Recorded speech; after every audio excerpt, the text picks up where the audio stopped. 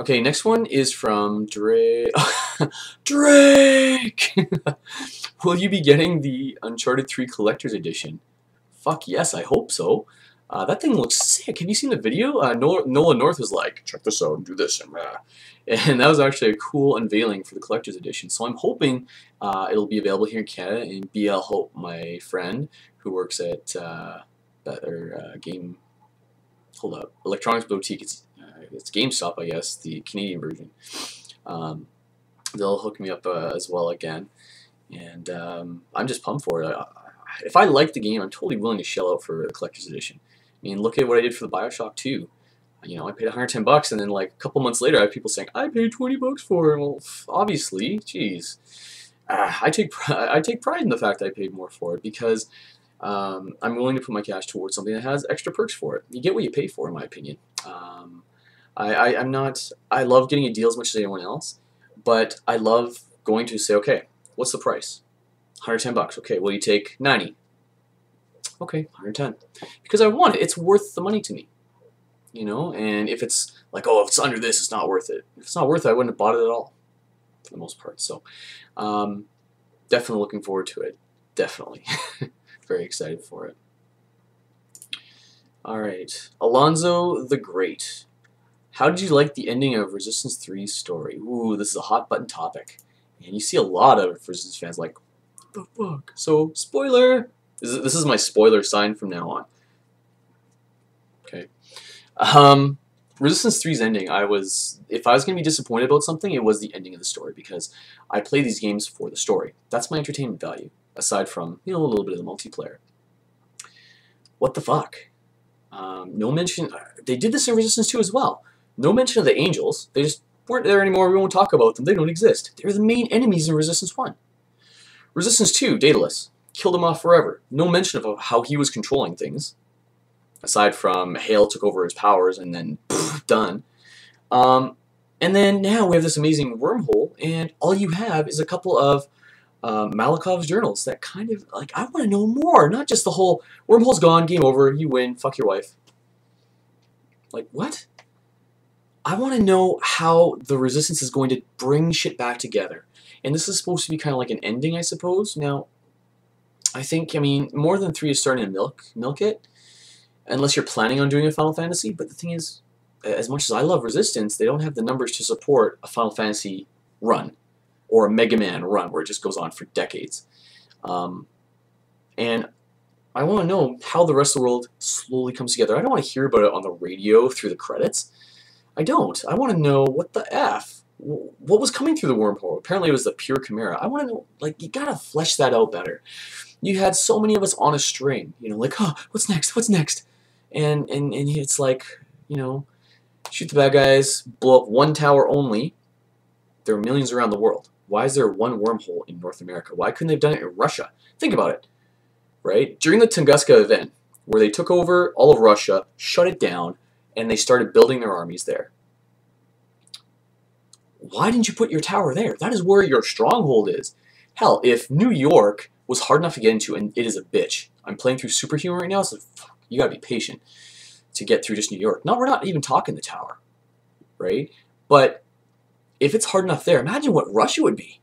Fuck, even Nathan Hale, you couldn't get through that. Fuck, Master Chief couldn't do it. Like, it would have been ridiculous, because that is their stronghold. They've owned that since the 1923. Like, come on now. So, I'm disappointed with that. I know that Insomniac kind of sold off, they're done with it, and it may leave room for another company to do it, but it's not going to feel the same. I'm sure, you know, the other company, whoever is going to look into it, if they do, is going to be solid and good, because they have a great foundation to build off of. But if they do, I think it's just not going to be the same. It's supposed to be Insomniac Games on there, so that's my disappointment, the biggest disappointment I've had. Aside from that, it was still worth my money, not going to lie. But yeah, that's my thoughts on it for sure.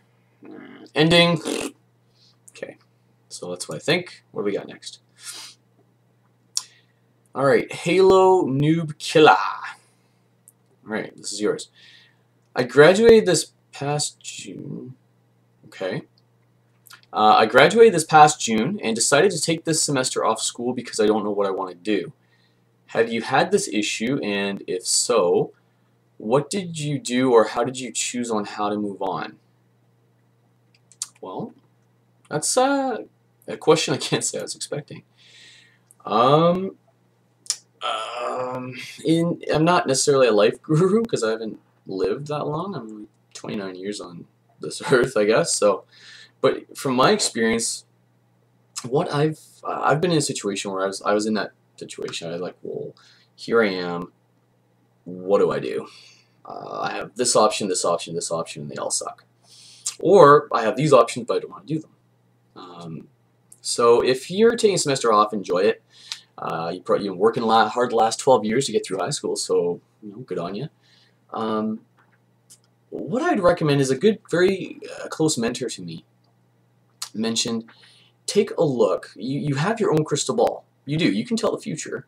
If you take your you make a list. Go top 1, 2, 3, maybe even 4 if you like. I don't know what your interests are or what you're looking at doing, but obviously your friends and your family are going to be throwing opinions at you like, do this, do that, do this, do that, and you're sitting there like, ah. So what you want to do is take a look at what you want to do, the top 3 or 4, and write them down on a list. 1, 2, 3. And then if you can, if there's any way of doing this, try an interview or get to know someone who's been doing that occupation or in that field or that job at least 10 to 15 more years than you. And that will be a good indication of what you will be like or your life will be like if you go down that road. Right? And the questions that we ask, that we look for is, okay, do I like their lifestyle? Do they have a good marriage or relationship? Do they have time? How much time do they have? Are they in debt? What type of life are they living? Because it's all great to have something that, oh, I want to do this, it sounds fun, but look at the outcome of what that will take you. What is the outcome? Not the journey, what's the outcome? Because so many people ask the question, I mean, for the last 12 years, you've been looking at like, well, what do I want to do? What do you want to do for the rest of your life? Next 40 years, what are you going to do? And you're sitting there like, the fuck if I know. Dude, you just graduated. How are you supposed to know? You're 19 maybe 20? I don't know, 18? So take a look and ask and look at people who are doing what you've done 10 years longer. And many people, if they're working through a company up the corporate ladder, look at the person above you. Do you want that life? Plus or minus a couple decisions. Obviously, it may not be the exact same for every person, but generally, it's pretty accurate from what I've seen so far. Right? And those are the main things that I used when I looked at my decision. I was possibly going into radio school, and I love, because people say I have a good voice, so it could be fun. I have to have fun. If I don't like it, I will tank it. I will suck. So it was going to cost me 12 grand. So I was going to have to go in debt, 12 grand, to go to this course. It's a 10-month course. And then after that course, I'd be certified, not necessarily qualified, certified. Certified means that you have a certificate. You have a piece of paper that says you are certified to do this. Qualified is a lot different, where they have actual experience doing it.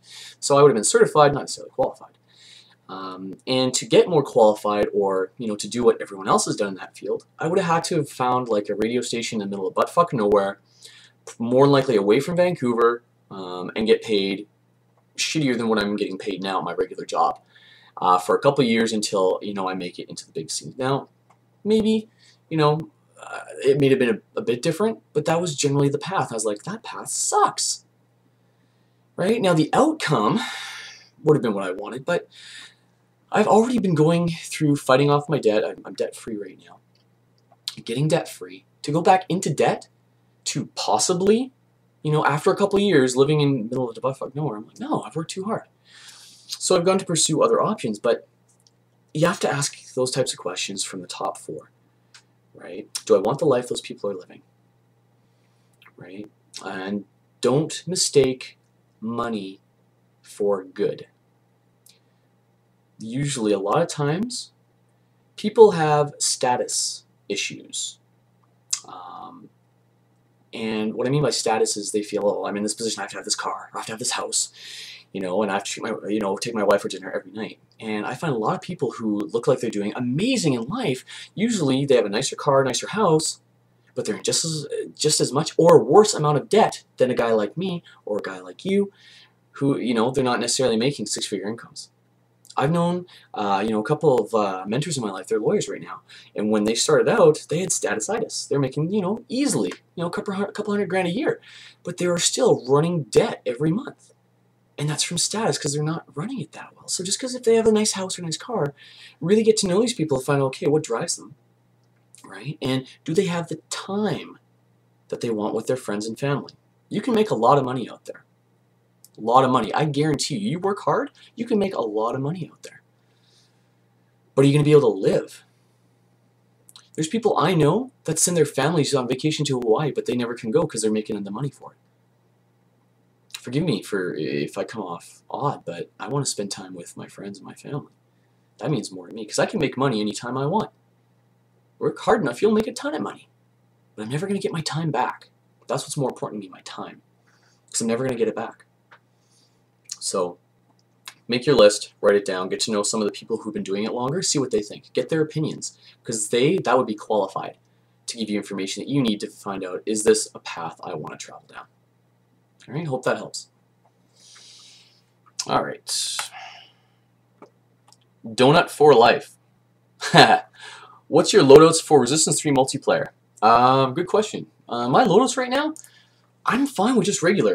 Right now, my main weapon is carbine, and then my second loadout I use for marksman, in case I'm in a map that has both close and long range fighting, so I can switch it up between deaths. I prefer shrapnel grenade. I haven't had a chance to experiment with the smoke grenade yet, because I'm thinking that could be good for defense, for when I get hit from behind, so I'll try that later.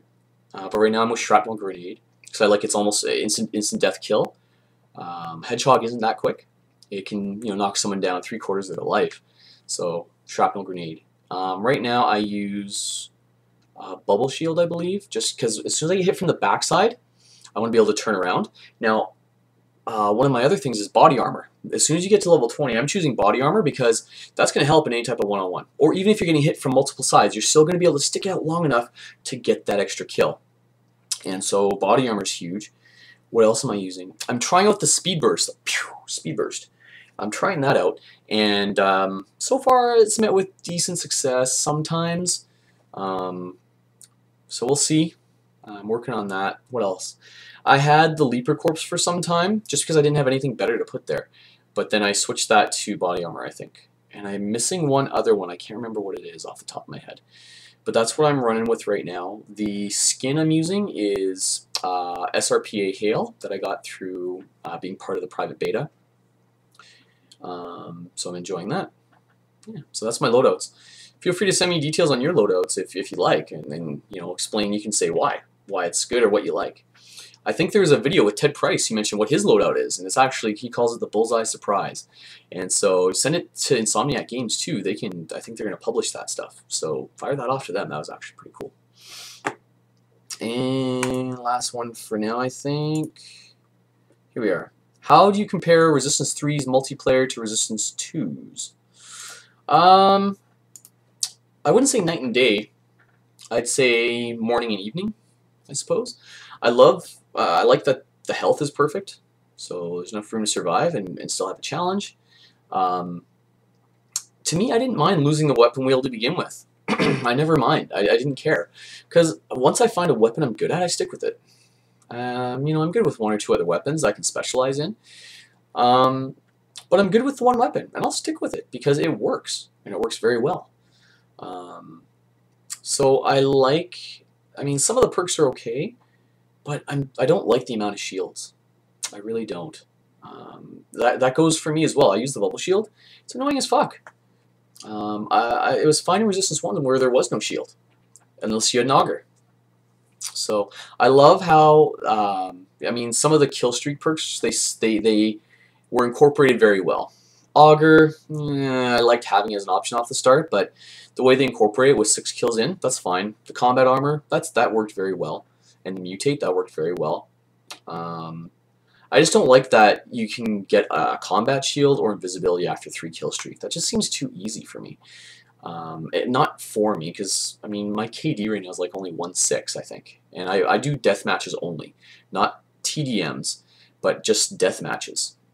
So that's, I mean, it's easy to rack up a KD if you want to camp out in a team death match, I guess, but I just go for wins with death matches. So, but yeah, 3 kills seems pretty easy. There's a booster, a Berserker. That's the other one that I use. Berserker, you can get your Berserk, you know, earlier, and they last longer too. So that's the other one that I use to answer the previous question. So, all in all, I mean, it takes a little bit getting used to, but I still enjoy it. It's still good, fun.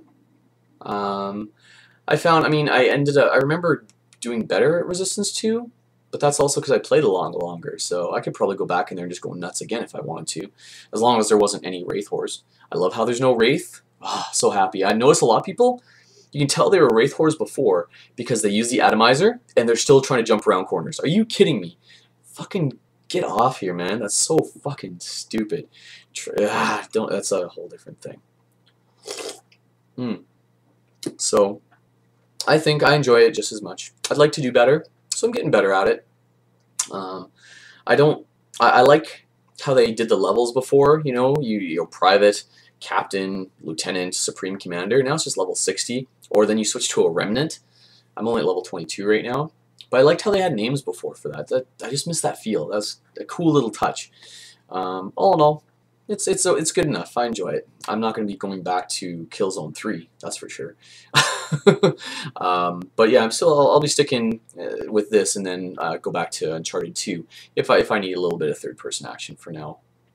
So, guys and girls, thanks again for your questions. Appreciate it lots. I know there's a bunch of other ones I need to get to, but we're going to cut it here. Thank you again very much for subscribing, and your feedback, positive and negative, as long as it's constructive, right? It's easy to flame people, but without criticism and suggestions, then nothing can be changed. So, if you have any questions or feedback, you can send the questions to gamercam@shaw.ca or add me to your MSN, and I will try, as long as I don't get another knock to the head, to announce when I'm going to be coming online to answer questions live. I think that covers it. You guys are awesome. Hopefully I'll have some gameplay stuff coming up in the near future. Until that time, please enjoy your games.